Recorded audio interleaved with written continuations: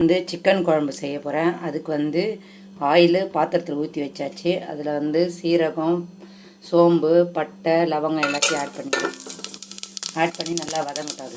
எல்லாம் வதங்கிடுச்சு. இதில் கருவேப்பிலை ஆட் பண்ணிக்கலாம். அப்படியே வெங்காயம் ஆட் பண்ணிக்கலாம். வெங்காயம் போட்டு வதக்கிக்கலாம். வதங்க கல்லுப்பு ஆட் பண்ணிக்கலாம். இது நல்லா வதங்கட்டும். நல்லா கோல்டன் ப்ரௌனாக ஆயிடுச்சு. இப்போ நம்ம வந்து இஞ்சி பூண்டு பேஸ்ட்டு ஒரு 1.5 ஸ்பூன் ஆட் பண்ணிக்கலாம். இதை நல்லா மிக்ஸ் பண்ணிக்கலாம். நல்லா இஞ்சி பூண்டு பேஸ்ட் வந்து பச்சை வாசனை போயிடுச்சு. இப்போ இதில் நம்ம தக்காளி ஆட் பண்ணி வதக்கலாம். நல்லா தக்காளியை நல்லா பச்சை வாசனை போகிற அளவுக்கு வதக்கலாம். வெங்காயம், தக்காளி, இஞ்சி பூண்டு பேஸ்ட்டும் நல்லா வதங்கிடுச்சு. இப்போ இதில் சிக்கன் ஆட் பண்ணிக்கலாம்.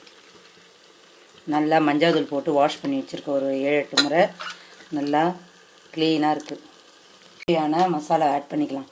குழம்பு மிளகாத்தூள் 1.5 ஸ்பூனு, மஞ்சாத்தூள் 1/4 ஸ்பூனு, கனம் மசாலா 1/2 ஸ்பூனு. இப்போ நல்லா மிக்ஸ் பண்ணிக்கலாம். இப்போ இதை மசாலாவோட எல்லாத்தையும் நல்லா மிக்ஸ் பண்ணிக்கலாம். இப்போ நல்லா நம்ம வதக்கியாச்சு. இப்போ இதில் வந்து அந்த இஞ்சி பூண்டு பேஸ்ட்டு, தக்காளிலாம் அரைச்ச தண்ணியை ஆட் பண்ணிக்கலாம். ஒரு டம்ளர். அது நல்லா இதுவாகட்டும், வேகட்டும். கறி சுட சுட சிக்கன் குழம்பு ரெடி ஆகிடுச்சு.